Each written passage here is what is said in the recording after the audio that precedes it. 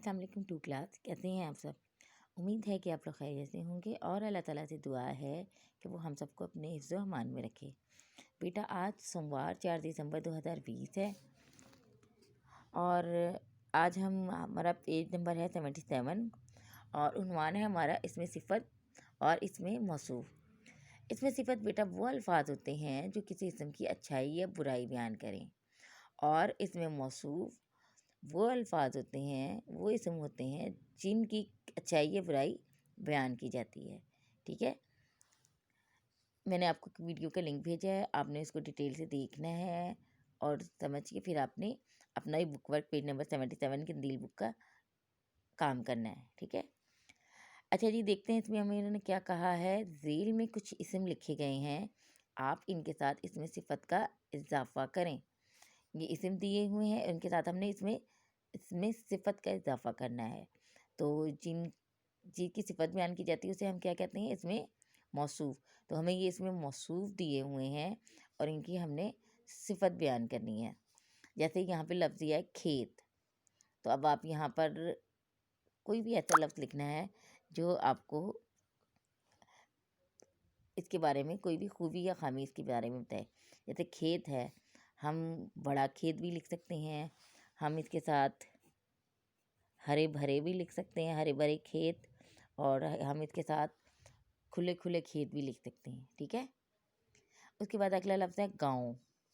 بڑا گاؤں، چھوٹا گاؤں یا خوبصورت گاؤں بھی ہم لکھ سکتے ہیں۔ ٹھیک ہے، سڑکیں، کچی سڑکیں، چوڑی سڑکیں، چھوٹی سڑکیں۔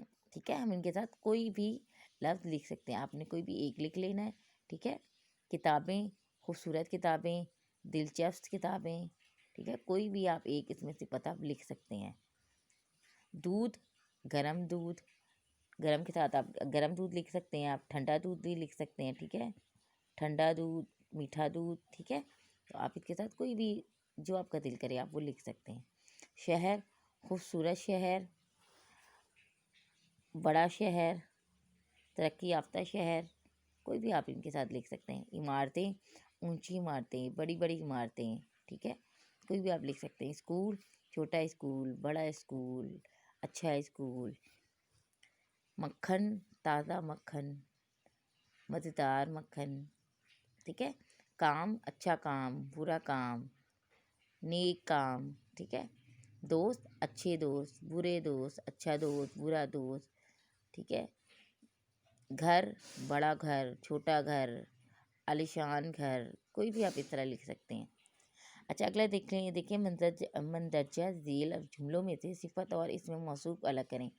آپ کو جملے دیے گئے ہیں، اس میں سے آپ نے صفت الگ کرنی ہے اور اس میں موصوف الگ کالم دیا گیا ہے، اس میں لکھنا ہے۔ جیسے پہلا ہے گرم ہوا چل رہی ہے، اب اس میں صفت کیا ہے؟ گرم، تو ہم نے صفت کے کالم میں لکھ دینا گرم۔ اور کیا چیز گرم ہے؟ ہوا، تو ہم نے اس میں موصوف میں لکھ دیا ہوا۔ ٹھنڈا شربت پی لو، صفت کیا ہے؟ ٹھنڈا، اور ٹھنڈا کیا چیز ہے؟ شربت، تو ہم نے یہاں پہ شربت لکھ دیا۔ احمد نے میٹھا لڈو کھایا، تو صفت کیا ہے اس میں؟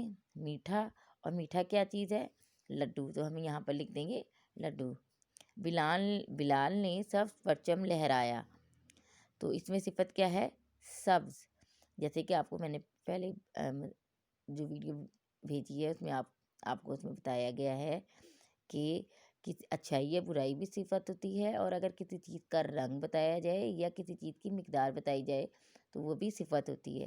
تو یہاں پہ کیا رنگ بتایا گیا؟ سبز، تو یہ صفت ہے۔ اور موصوف کیا ہے؟ سبز کیا چیز ہے؟ پرچم، تو ہم نے یہاں پر اس موصوف ہمارا ہوگا پرچم۔ اس کے بعد کھیر مزیدار ہے، تو صفت کیا ہے؟ مزیدار، اور کیا چیز مزیدار ہے؟ کھیر، تو ہم یہاں پر لکھ دیں گے موصوف میں کھیر۔ اس کے بعد اگلا جملہ ہے کچی بستی کس طرف ہے، تو صفت کیا ہے؟ کچی، اور کیا چیز ہے؟ کچی بستی، تو وہ موصوف میں لکھ دیں گے۔ پہاڑ بہت اونچے ہیں، تو اونچے کیا ہے؟ صفت ہے، اور کیا چیز اونچی ہے؟ اونچے ہیں پہاڑ، تو ہم پہاڑ لکھ دیں گے موصوف میں۔ یہ شہر خاصا پرانا ہے، تو صفت کیا ہے؟ پرانا، اور کیا چیز پرانی ہے؟ شہر، تو ہم وہ موصوف میں لکھ دیں گے. تو آپ نے بیٹا پیج نمبر 77 دیکھ کو حل کر کے اس کی پک بنا کے مجھے جی سوٹ میں سینڈ کرنی ہے، اور اس میں صفت اور موصوف کو اچھے طریقے سے آپ نے سمجھنا ہے. ٹھیک ہے، اپنا بہت خیال رکھیے گا. شکریہ. اللہ حافظ.